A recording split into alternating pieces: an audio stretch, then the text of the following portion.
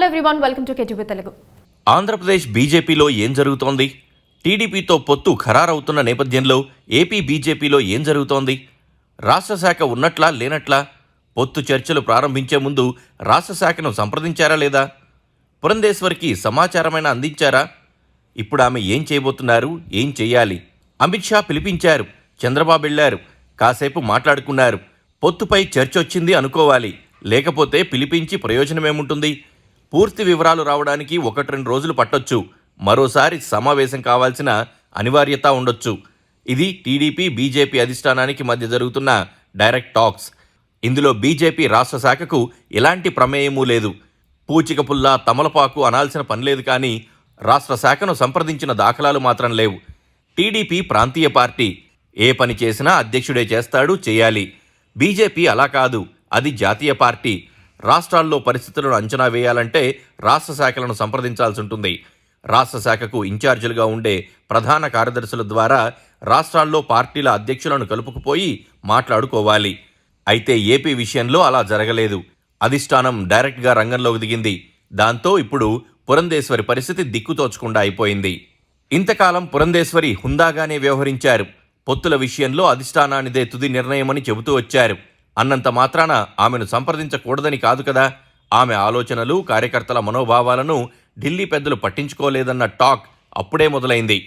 అదే ఇప్పుడు పార్టీకి ఇబ్బందికరంగా మారిన పక్షంలో ఏం జరుగుతుందన్నదే పబ్లిక్ టాక్. అనూహ్య పరిణామాల మధ్య పురంధేశ్వరి ఏపీ బీజేపీ అధ్యక్షురాలయ్యారు. అప్పటి వరకు అధ్యక్షుడిగా ఉన్న సోము వీర్రాజు పట్ల వ్యతిరేకత పెరిగిపోవడంతో ఆయన్ను సాగనింపాల్సిన పరిస్థితిలో కొత్త నేత కోసం అన్వేషణ మొదలుపెట్టినప్పుడు చాలా పేర్లే వినిపించాయి. వారందరినీ కాదని అధిష్టానం పురంధేశ్వరి వైపు మొగ్గు చూపించింది. ఆమె మొదటి నుంచి బీజేపీలో ఉన్న నాయకురాలు కాదు. కాంగ్రెస్లో చేరి యూపీఏలో మంత్రిగా చేశారు. 2014లో బీజేపీలో చేరారు. ఎంపీగా ఓడిపోయారు. అయినా బీజేపీలో క్రియాశీలంగానే పనిచేశారు. పార్టీ పట్ల అంకిత భావంతో ఉన్నారు. అందుకే ఆమెకు రాష్ట్ర శాఖ అధ్యక్ష పదవి లభించిందనుకోవాలి. వచ్చినప్పటి నుంచి కష్టపడి పనిచేస్తున్నారు. పొత్తుల విషయంలో ఆమెకు కొన్ని అభిప్రాయాలు కూడా ఉండొచ్చు. చంద్రబాబుతో కుటుంబపరంగా బంధుత్వం ఉన్నప్పటికీ వాళ్లు భిన్న ధృవాలు. చంద్రబాబు తీరు, ఆయన రాజకీయాలు పురంధేశ్వరికి ఇష్టముండవు.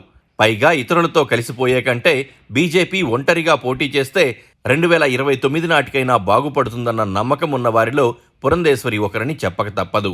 గత ఎన్నికల్లో పార్టీకి 1% ఓట్లు కూడా రాలేదు. ఇప్పుడు టీడీపీతో పొత్తు పెట్టుకుంటే 4 సీట్లకు పోటీ చేసే అవకాశం రావచ్చేమో, కానీ పార్టీ అభివృద్ధి చెందకపోవచ్చు. అందుకే పొత్తుల విషయంలో పురంధేశ్వరి ఆచితూచి మాట్లాడుతూ వచ్చారు. ఇప్పుడు సీన్ మారింది.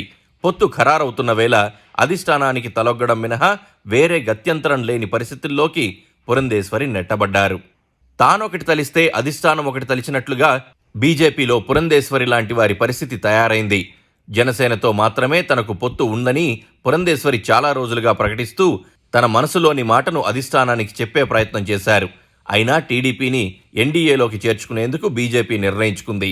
మరి ఇప్పుడు పురంధేశ్వరి సర్దుకుపోతారా, లేక మరో దారి వెతుక్కుంటారా చూడాలి.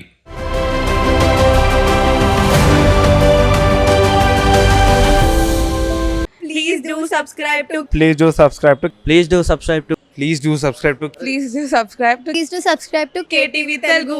KTV Telugu. KTV Telugu. KTV Telugu. KTV Telugu. KTV Telugu. Please do subscribe to KTV Telugu.